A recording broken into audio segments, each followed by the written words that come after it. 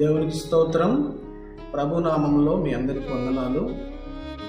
ఆదికాండము 15వ అధ్యాయంలో అబ్రహాము చాలా వేదనతో, దిగులుతో, భయంతో ఆలోచిస్తూ కూర్చున్నాడు. అంతలోనే మరి దేవుడు ప్రత్యక్షమై, అబ్రాము, నేను నీకు ఇవ్వబోయేటటువంటి ప్రతిఫలము గొప్పది అని అబ్రాముతో మాట్లాడుతున్నప్పుడు అబ్రాము ఇలా మాట్లాడుతూ ఉన్నాడు.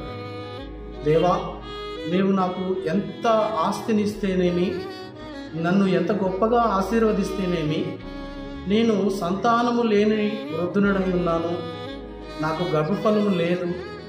మరి ఎంతమంది ఎంత గొప్పగా నన్ను ఆశీర్వదిస్తేనేమి, అనేకులు నన్ను మరి సంతానము లేని వారిగా చూస్తూ ఉన్నారు కదా ప్రభువా.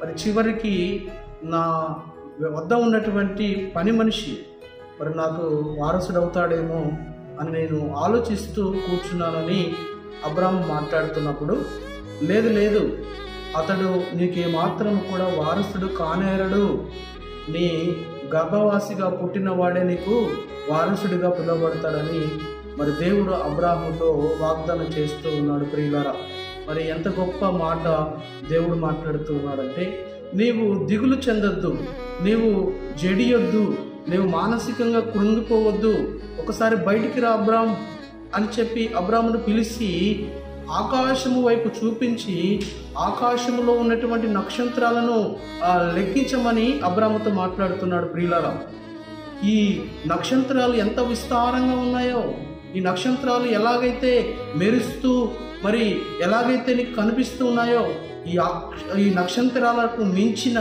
సంతానము నీ గర్భవాసిన పుట్టబోతా ఉంది, జన్మించబోతా ఉందని అబ్రహాము దేవుడు వాగ్దానం ఇస్తూ ఉంటున్నాడు. ప్రియులారా, నిజంగా అనేకులు ఈ భూమి మీద ఎంత సంపాదించినప్పటికీ, ఎన్ని కోట్లు కూడబెట్టినప్పటికీ, ఎంత మరి ఉన్నప్పటికీ కూడా మరి సంతానము లేని వారిగా దిగులు చెందుతూ, భయపడుతూ, మరి కృంగిపోతూ ఉంటారు.